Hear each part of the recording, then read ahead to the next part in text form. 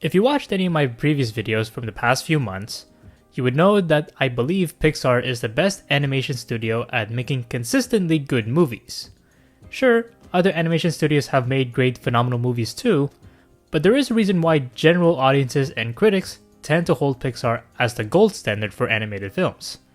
However, while many of Pixar's films are near universally praised, they have made some films where people had more mixed opinions on.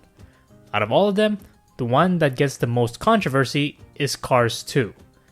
Actually, in a general sense, all of the Cars movies are considered one of the weaker Pixar franchises among critics and fans, but Cars 2 is by far the one that received the most criticism, and admittedly, for the longest time, I was in that large group of haters. But over time, I have met people who turn out to be avid fans of Cars 2, and I think they should make their case clear for why it's actually good. Now normally, this would be the part where I go ahead and explain the arguments in support of the video's thesis, but we're going to do things quite a bit differently for this video. Instead of me giving the argument defending Cars 2, I'm actually going to have one of my friends give the argument because, to be completely honest, I'm still not convinced, as of writing this part of the video, that Cars 2 is actually good. So I'll let him give the case in favor of Cars 2, and we'll see if he can change my mind or your guys' minds. So without further ado, here is the case for why Cars 2 is actually a good Pixar movie, presented by my good friend, Rohan, aka Mr. Garage. Hi everyone, how's it going? As you can tell, I am not your usual host. My name is Rohan, and I am a friend, and I am recruiting all of you to help me. I have spent years convincing your normal host, Margel, that Cars 2 is an incredible movie. I very much enjoyed Cars 2. I think it is an unbelievably overhated movie for no reason, and I have evidence to back me up. The first thing that I want to talk about is the idea that your character has to be relatable. And I understand that Pixar itself thrives off of these movies with intense messages, with relatable characters, incredible dynamics, a moral of the story. And that's what Pixar has built their brand on, and that is what they have. That's what they're known for. But that doesn't always have to necessarily be the case. Back to my original point. Tow Mater is unrelatable in terms of intellect, in terms of stereotypes, but so what? I've been on an anime binge recently, so I'm going to utilize some of that. But you look at the shonen genre of anime, you look at Gon in Hunter x Hunter, you look at Luffy from One Piece, you look at Ichigo from Bleach, you look at Naruto from Naruto, and these characters are stupid. It is a fundamental aspect of their character that they are not, like, academically intelligent.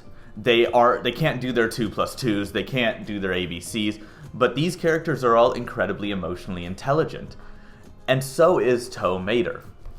Tow Mater spends this movie trying to help out as many people as he can, even when thrown into situations way beyond his understanding. This movie really tests and builds a lot about Lightning McQueen and Tow Mater's friendships. They get into the argument. They fight a lot throughout this movie. But at the end of the day, they stay friends. They deal with their problems. And this really builds upon their friendship. This really characterizes, and I don't want to say humanizes, because they're cars, but it humanizes them. Another major point that I see is that the dialogue sucks. Whatever you do, I would not go in there. Excuse me, ma'am. Oh, that gum pistachio ice cream. Yeah, I'll give you that one. It is pretty cheesy, but that kind of disproves my point that I'm trying to make, so we're going to skedaddle past that. All right? Sounds good? Sounds good. Good. Another one that I see is the plot itself sucked. There's no reason. Why is this racing movie being set up as a spy thriller? Why is this racing franchise of cars doing racing stuff? So, who said it had to be a racing movie? The first movie set the precedent that it has to be for racing, yes. And there's racing in this movie. There's racing in Cars 3. It's a racing franchise, but the plot is good. The plot is fun. Cars 1 to me felt like a mashup between a multiple different stories. He had to find a mentor. He was in this new place. He had to do this racing. He was meeting everybody. He had the training, yada, yada, yada. Cars 2 had a plot. It executed the plot. It wrapped up the plot. It moved on. That's incredible. Cars 1 was... I felt it was an overly complicated movie to do what it needed to do, and Cars 2 wasn't. The plot of it being a spy thriller was fun at the end of the day. You can't sit here and tell me, oh, I wanted a racing movie that was going to be about racing, and I didn't want it to be fun. Oh, I want to sit down, watch a spy movie, but I don't want it to be fun. Okay, you look at all these shows, you look at all these other movies. Sure, they're not the best in terms of dialogue. They're not going to win any awards, but you have fun watching them. And that's one of the main cruxes of my argument, is that if you sit down and you enjoy a movie, that can make it a good movie. Another one that I see a lot of is that it lacked emotional depth. This ties into my previous point, is it does have a fair amount of emotional depth, with the main crux being Lightning McQueen and Mater's friendships being tested, which is huge. This emotional depth, this characterization, as I mentioned before, is such a crux, and it's such a big thing for people to be able to see these people, cars, having this relationship between each other and having their friendships truly tested.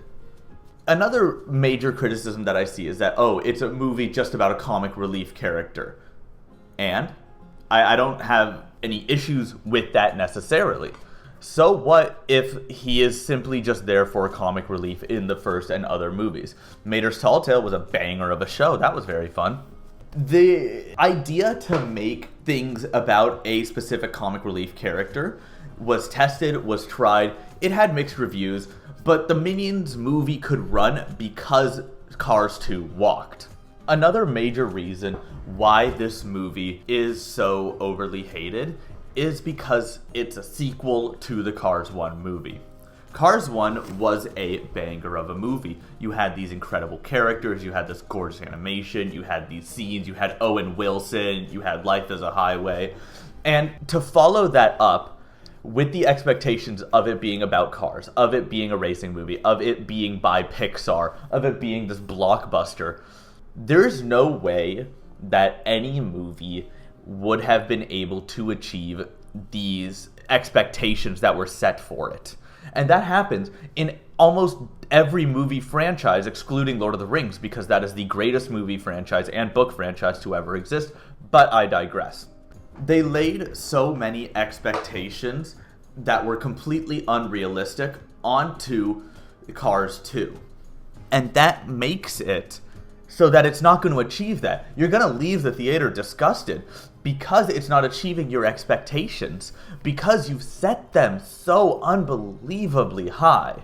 One other major criticism that I see of Cars 2 is the fact that there's no quote-unquote moral of the story.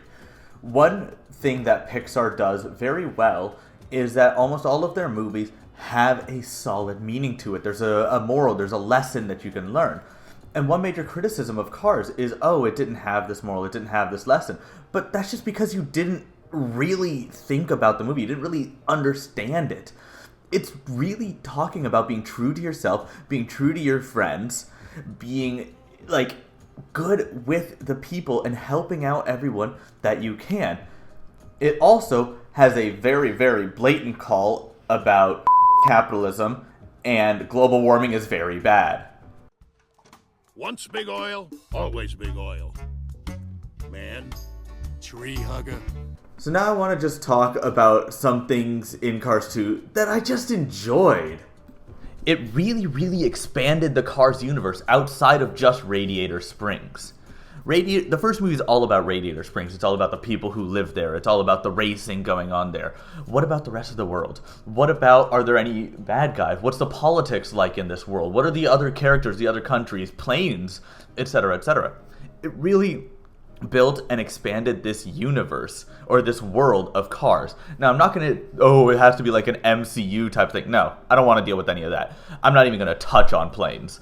But it expanded the world building of the Cars like universe. Another thing that I really enjoyed was the animation. Cars 2 had some gorgeous animation. And I know it's par for the course for Pixar, because Pixar is held to this regard. But it's still so well done. The racing is gorgeous. The spy scene's incredible. I really, really enjoyed it. Another really big positive is that it's just a funny movie. My favorite bit from it, and I still think about this like at least once every other week, is the pistachio ice cream no that's wasabi bit. Keep it coming. A little more. Come on, let's go. It's free. You're getting there. Scoop, scoop. There you go. Now that's a scoop of ice cream. A few moments later. Somebody get me water. Oh, quick relief. Unfathomably hilarious. Now, as I am going to wrap up here, I want to talk about and just hit on some of those major points again. Mater may be unrealistic, but so what? He's an exaggerated character, but so is Jack Reacher, so is 90% of other characters. The plot sucked, which is very, very opinion-based. I thought it was an incredible departure from the original crux of it being about racing, about training, about Owen Wilson. I thought that it had a very clear, concise, and well-constructed plot. It executed that plot, and it wrapped up the plot. The unrealistic expectations that was put onto this movie is put onto it by fans who are then judging it by their expectations and how it did or did not meet their expectations. When instead, they never sat back, sat down, and recognized the movie for what it is, which is a banger. This movie had a lot of emotional depth to it. It had gorgeous animation. It built on their friendship, and it expanded the Cars universe. And I think that Cars 2 should be in the conversation with the other Cars movies. Thank you for your time, and I hope I have converted you into being a Cars 2 fan. Have a great rest of your day. Well, thanks again, Rohan, for your insightful, passionate argument.